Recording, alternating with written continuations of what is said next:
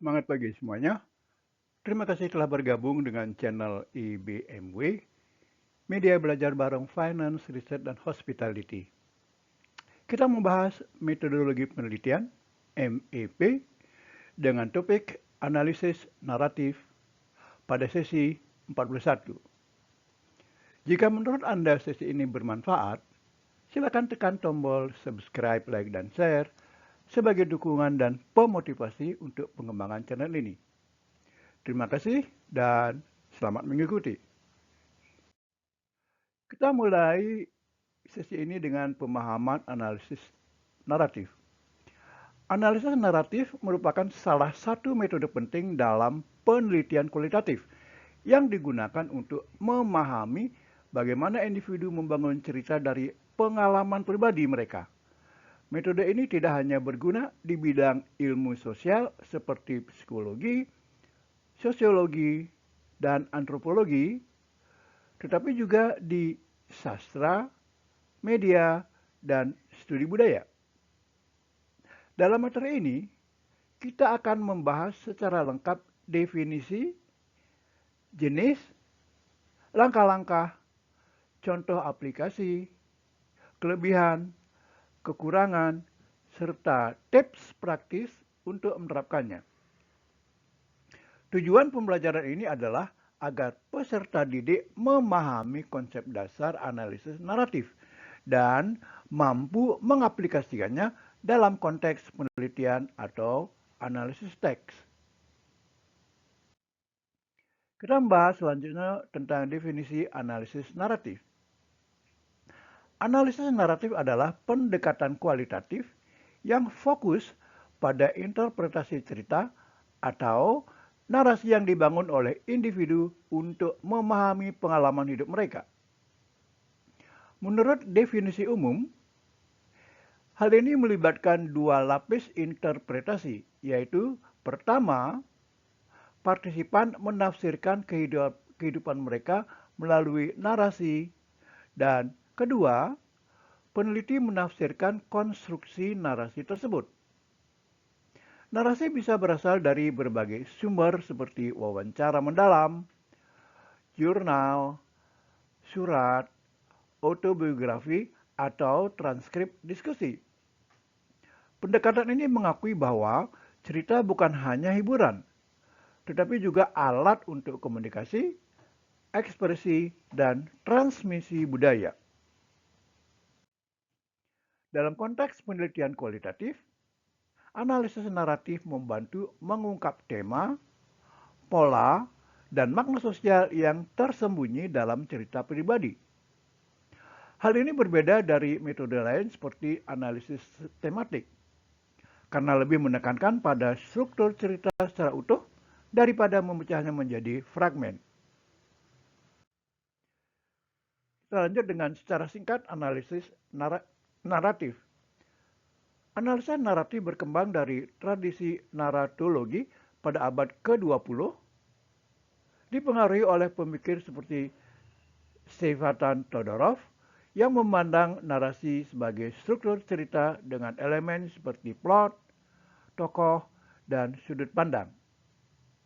Pada 1990-an, metode ini semakin populer di penelitian kualitatif, terutama melalui karya Donald Polkinghorne yang membedakan antara analisis narasi dalam kurung menganalisis cerita dan narasi analisis dalam kurung menggunakan cerita untuk analisis.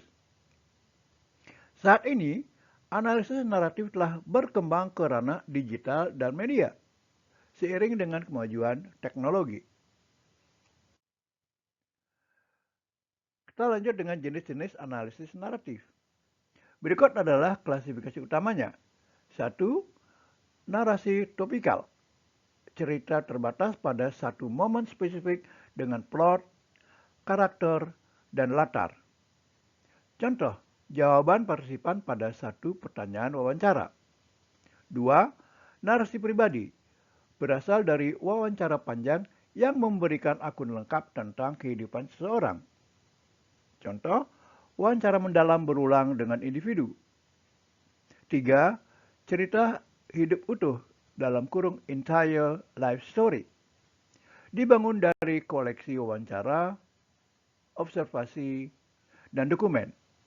Contohnya, biografi yang disusun oleh sejarawan dari artefak masa lalu. 4.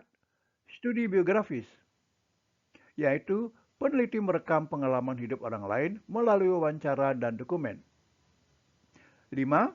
Autoetnografi, yaitu partisipan merekam pengalaman hidupnya sendiri untuk dianalisis. 6. Sejarah kehidupan, yaitu menggambarkan kehidupan seseorang secara utuh dalam urutan kronologis. 7. Sejarah tutur, dalam kurung oral history, yang mengumpulkan refleksi pribadi tentang peristiwa melalui wawancara. Selanjutnya kita bahas langkah-langkah melakukan analisis naratif.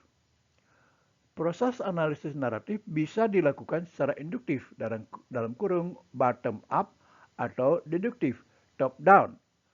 Berikut langkah-langkah umumnya. 1. Pengumpulan data. Kumpulkan narasi melalui wawancara semi-struktural, dokumen pribadi, atau observasi. Pastikan data berbentuk cerita panjang. 2. Transkripsi data, yaitu ubah data lisan menjadi teks tertulis. Perhatikan akurasi dan etika. 3. Pengkodoan blok narasi, yaitu identifikasi dan kode blok narasi berdasarkan peristiwa hidup, dalam kurung misalnya keputusan memiliki anak. 4. Kelompokkan berdasarkan peristiwa. Baca dan bandingkan narasi dengan kode yang sama untuk menentukan kesamaan dan perbedaan. 5. Buat struktur cerita bersarang. Kode berdasarkan elemen seperti abstrak, orientasi, aksi rumit, evaluasi, resolusi, dan koda. 6. Analisis mendalam. Selami struktur, bandingkan antar cerita dan identifikasi tema. 7. Susun narasi inti, yaitu tulis narasi utama yang merangkum temuan, kolaborasi dengan partisipan untuk validasi. 8. Interpretasi dan simpulan. Hubungkan dengan konteks budaya dan teori. Kita melanjutkan dengan contoh aplikasi analisis naratif. Contoh 1. Analisis narasi trauma pribadi untuk memahami mekanisme coping. Misalnya, wawancara penyintas bencana untuk mengungkap proses penyembuhan. Contoh 2. Studi identitas imigran melalui cerita pribadi mereka tentang adaptasi budaya. Contoh judul penelitian, dari luka ke pulih, narasi kehidupan penyintas kekerasan dalam pacaran. Selanjutnya kita bahas kelebihan dan kekurangan dari teknik analisis ini, yaitu kelebihannya menjaga integritas secara utuh, memberikan pemahaman mendalam tentang pengalaman pribadi, fleksibel untuk berbagai sumber data, mengungkap makna tersembunyi dalam konteks budaya. Sedangkan kekurangannya adalah memakan waktu karena interpretasi ganda dan data panjang. Sulit jika narasi tidak terstruktur, dalam kurung misalnya partisipan bertele-tele, bergantung pada subjektivitas peneliti. Selanjutnya, tentang simpulan dan tips praktis. Analisis naratif adalah alat powerful untuk mengeksplorasi pengalaman manusia.